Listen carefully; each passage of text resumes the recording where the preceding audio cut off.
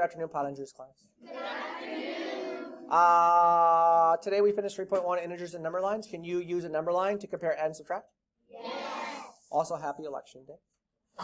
Happy election day, I said. Vocab, integer. An integer is a whole number and it's what? Opposite. Whole number and it's? Opposite. Inequality. What does this symbol mean? Greater than. What does this symbol mean? Less than. All right, expressions. So I gave you a gain of 20. You guys said, Mr. Pottinger, it's 20. I said 15 feet above sea level. You guys said it's 15. I said a loss of 10. You guys said negative 10. How did we know if it was a positive number or if it was a negative number? What told us? Avery? Keywords. So the keywords, gain, above, loss, tells us if it's a positive or negative number, right? Key words. Okay. Number lines. Correct me if I'm wrong. When we draw number lines, and you're going to have to draw a lot of number lines in here, we simply draw a straight line across our paper, yes? Yes. Do we need to put these two arrows at the end?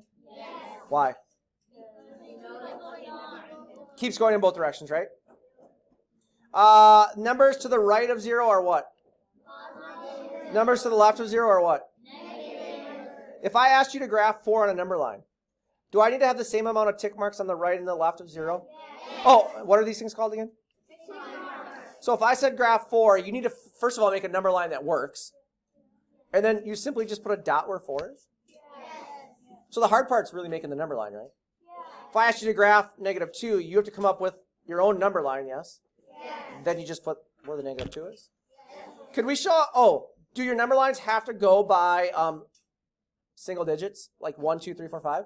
No. In this case, we are graphing 28, so we counted by what? 7. Because 7 is a number that goes into 28, right? Yes. Can you add or subtract on the number line? Yes. 3 plus 2. Where do I start? 3. Put a dot at 3, right? Yes. How many bunny hops? 2. 2. 1, 2. The arrow shows us what number we're pointing to, right? Yes. So if we add, we go in which direction? Right. If we subtract, we're going in which direction? Left. We really want to use a number line if we're dealing with what kind of number? Negative. What's this mean? Less than. What's this mean? Greater than. If I took this symbol and untipped it, it would look like an L, right? Yes. That's how I remember less than. All right, read this inequality on the count of 3. Read this inequality on the count of 3. 1, 2, 3. 1 is less than 3. Read this inequality on the count of 3. 1, 2, 1, 2, 3. 6 is greater than negative 4. You guys are smart.